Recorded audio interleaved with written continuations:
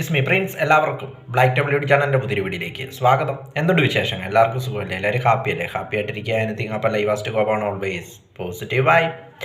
WrestleMania 41. അപ്പോൾ ഈ വർഷത്തെ റെസിൽമേനിയ, അതായത് 41ാമത്തെ എഡിഷൻ റെസിൽമേനിയയുടെ, അത് ലാസ് വേഗസിൽ, അമേരിക്കയിലെ ലാസ് വേഗസിൽ നടക്കും.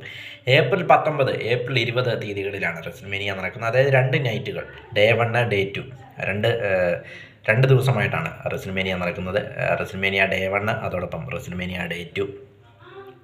റെസിൽമേനിയ ഡേ 1ൻ്റെ മെയിൻ ഇവൻ്റ് എന്ന് പറയുന്നത് Seth Rollins versus CM Punk versus Roman റെയിൻസിനുള്ള ട്രിപ്പിൾ ത്രെറ്റ് മാച്ചാണ് റെസിൽമേനിയ ഡേ 1ൻ്റെ മെയിൻ ഇവൻ്റ് എന്നത്. റെസിൽമേനിയ ഡേ 2ൻ്റെ മെയിൻ ഇവൻ്റ് എന്നത് John Cena versus Cody Rhodes championship മത്സരമാണ്. റെസിൽമേനിയ ഡേ 2ൻ്റെ മെയിൻ ഇവൻ്റ് എന്നത്, അതായത് ജോൺ സീന കോഡി റോഡ്സ് മത്സരത്തെക്കുറിച്ച് നോക്കുമ്പോൾ ജോൺ സീനയുടെ ഹീൽ ടേൺ ആയി കഴിഞ്ഞുള്ള ആദ്യത്തെ മത്സരം എന്ന പ്രത്യേകതയുമുണ്ട്. അതോടൊപ്പം അദ്ദേഹത്തിൻ്റെ കരിയറിലെ അവസാനത്തെ റെസിൽമേനിയ എന്ന പ്രത്യേകതയുമുണ്ട്. അതോടൊപ്പം അദ്ദേഹം 17 ടൈം ചാമ്പ്യൻ ആകുമോ എന്ന്, അല്ലെങ്കിൽ റിക് ഫ്ലെയറിൻ്റെ റെക്കോർഡ് തകർത്ത് ഏറ്റവും കൂടുതൽ ചാമ്പ്യൻഷിപ്പുകൾ നേടിയ താരമെന്ന, അല്ലെങ്കിൽ ഏറ്റവും കൂടുതൽ WWE ചാമ്പ്യൻഷിപ്പുകൾ കൈവശം വെച്ച താരമാകുമോ എന്നൊരു പ്രതീക്ഷയിലാണ് ആരാധകർ. അതുകൊണ്ട് തന്നെ ജോൺ സീന കോഡി റോഡ്സ് മത്സരത്തിനായിരിക്കും ഏറ്റവും കൂടുതൽ ആളുകൾ ഇങ്ങനെ ഉറ്റുനോക്കുന്നതെന്ന കാര്യത്തിൽ യാതൊരു സംശയമില്ല.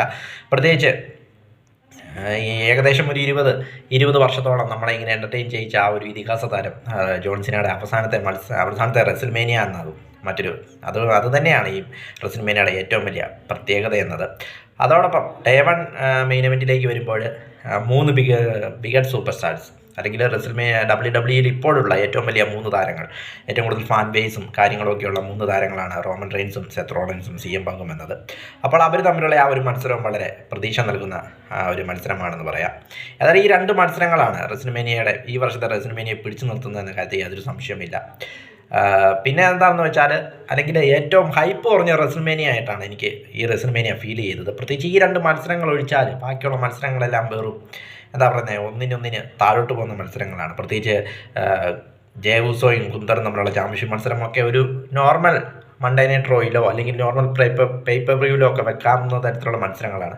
അതൊക്കെ റെസിൽമേനിയയിലൊക്കെ വലിച്ചു നീട്ടി വെച്ചിരിക്കുന്നത്, അതൊക്കെ ഈ വർഷത്തെ റെസിൽമേനിയയുടെ ഒരു പോരായ്മയാണെന്ന് പറയാം. കാരണം മറ്റുള്ള റെസിൽമേനിയകളെ വെച്ച് നോക്കുമ്പോൾ സ്റ്റോറി ലൈനൊക്കെ വളരെ അടിപൊളിയായിരുന്നു. പക്ഷേ ഈ വർഷത്തെ റെസിൽമേനിയയിൽ ഈ 2 സ്റ്റോറി ലൈനുകൾ ഒഴിച്ചാൽ ബാക്കിയുള്ള സ്റ്റോറി ലൈനുകളൊക്കെ വളരെ വീക്കാണെന്ന് പറയാം. ഏതായാലും ജോൺ സീനയുടെയും കോഡി റോഡ്സിൻ്റെയും ആ ഒരു മത്സരമാണ് എല്ലാവരും ഉറ്റുനോക്കുന്നത്. അതോടൊപ്പം ആ ട്രിപ്പിൾ ത്രെറ്റ് മാച്ചും CM Punkിൻ്റെയും റോമൻ റെയിൻസിൻ്റെയും സെത്ത് റോളിൻസിൻ്റെയും ആ ഒരു മത്സരവും, അതേതായാലും പോൾ ഹെയ്മൻ്റെ ആ ഒരു ഇൻവോൾവ്മെൻറ്റും എല്ലാം കൂടെ നല്ലൊരു രസത്തിലാണ് അതിൻ്റെ സ്റ്റോറി ലൈനൊക്കെ കൊണ്ടുപോയിരിക്കുന്നത്. അതോടൊപ്പം ജോൺ സീന CM Punkിൻ്റെ സ്റ്റോറി ലൈനൊക്കെ അടിപൊളിയായിരുന്നു. ജോൺ സീന ആ റോക്കിൻ്റെ സൈഡും റോക്കിന് കൂടെ നിന്ന് ആ ഒരു ഹീൽ ടേണും ഒക്കെ വളരെ നല്ല മൂവ്മെൻ്റ് ആയിരുന്നു പറയാം. കാരണം ഇത്രയും വർഷം ഫേസ് ആയിട്ട് നിന്നിട്ട് കരിയറിൻ്റെ അവസാനം ഹീലായിട്ട് നിൽക്കുമ്പോൾ അതിനെ നമുക്ക് ഫാൻസിനെ സംബന്ധിച്ചിടത്തോളം, അല്ലെങ്കിൽ WWE ആരാധകരെ സംബന്ധിച്ചിടത്തോളം അതൊക്കെ ഒരു വെറൈറ്റി ഫീൽ ആയിരിക്കുമെന്ന കാര്യത്തിൽ, കാണാനായിട്ട് തന്നെ നല്ല ഇതായിരിക്കുമെന്ന കാര്യത്തിൽ യാതൊരു സംശയമില്ല. അദ്ദേഹത്തിൻ്റെ അവസാനത്തെ റെസിൽമേനിയാണ് ജോൺ സീനയുടെ. അതുകൊണ്ട് തന്നെ എല്ലാവരും ഉറ്റുനോക്കുന്നത് അദ്ദേഹം ചാമ്പ്യൻ ആകുമോ ഇല്ലയോ എന്നുള്ള ആ ഒരു ഇതിലാണ് എല്ലാവരും ഉറ്റുനോക്കുന്നത്. പ്രഡിക്ഷനൊക്കെ നോക്കുമ്പോൾ അദ്ദേഹത്തിന് തന്നെയാണ് ചാൻസ് കൂടുതലെന്നാണ് അവിടെ നിന്ന് മാധ്യമങ്ങളൊക്കെ റിപ്പോർട്ട് ചെയ്യുന്നത്. നമുക്ക് ഏതായാലും കണ്ടറിയാം. ഏപ്രിൽ 19, ഏപ്രിൽ 20 തീയതികളിലാണ് റെസിൽമേനിയ നടക്കുന്നത്. അതോടൊപ്പം നെറ്റ്ഫ്ലിക്സിൽ സംപ്രേഷണം ചെയ്യുന്ന ആദ്യത്തെ റെസിൽമേനിയ എന്ന പ്രത്യേകതയുണ്ട്. അതോടൊപ്പം ടെലിവിഷൻ സംപ്രേഷണം അവസാനിപ്പിച്ചിട്ട് ഇപ്പോൾ WWE നെറ്റ്ഫ്ലിക്സിലാണ്. അപ്പോൾ നെറ്റ്ഫ്ലിക്സിലെ ആദ്യത്തെ റെസിൽമേനിയ എന്ന പ്രത്യേകതയുമുണ്ട്. ഏതായാലും ചരിത്രത്തിലെ ഏറ്റവും ഹൈപ്പ് കുറഞ്ഞ റെസിൽമേനിയയും അതോടൊപ്പം ജോൺ സീനയുടെ ലാസ്റ്റ് റെസിൽമേനിയയും എന്നതുകൊണ്ട് തന്നെ വളരെ പ്രത്യേകതയാർന്ന ഒരു റെസിൽമേനിയാണ് ഈ വർഷത്തെ റെസിൽമേനിയ 41 എന്നതും വളരെ പ്രത്യേകത തന്നെയാണ്. ഇനി ആരൊക്കെ ലെജൻഡ്സ് താരങ്ങൾ റിട്ടേൺസ് വരുമോ എന്ന്, സ്റ്റോൺ കോൾഡോ അല്ലെങ്കിൽ അണ്ടർടേക്കറിനെയൊക്കെ കൊണ്ടുവരുമോ എന്നറിയില്ല. കഴിഞ്ഞ വർഷമൊക്കെ അണ്ടർടേക്കറൊക്കെ വന്നിരുന്നു. ഏതായാലും റോക്കൊക്കെ ഉള്ളതുകൊണ്ട് ചിലപ്പോൾ സ്റ്റോൺ കോൾഡൊക്കെ വരാനുള്ള ചാൻസും ഉണ്ട്. ഏതായാലും ട്രിപ്പിൾ എച്ച് എന്തൊക്കെയാണ് കരുതി വെച്ചിരിക്കുന്നത് എന്നറിയില്ല റെസിൽമേനിയ സർപ്രൈസുകൾ.